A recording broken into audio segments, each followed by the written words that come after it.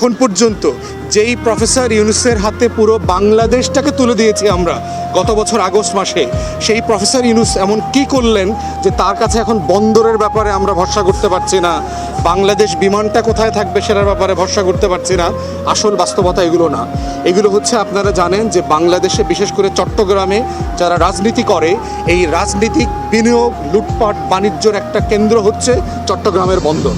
অতএব বাংলাদেশে যে 16 বছর ফ্যাসিবাদ লুটপাট করে এই বন্দর থেকে হাজার হাজার কোটি টাকা খেয়েছে, নতুন রাজনৈতিক দলগুলো যারা ক্ষমতায় আসতে বিভোর, তাদের শ্রমিক নেতারা, তাদের মালিক পক্ষরা চট্টগ্রাম বন্দরকে কর্পোরেট হতে দিতে চায় না। তারা এটাকে পেশাধারিত্বের ভিত্তিতে চলুক, সেটা হতে দিতে চায় না।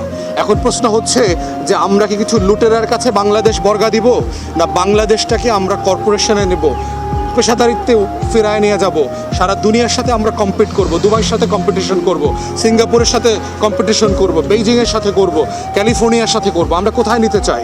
অতএব সেই জায়গায় প্রফেসর ইউনূসের উদ্যোগকে আমরা স্বাগত জানাই। আমরা মনে করছি এটা রাইট ডিসিশন।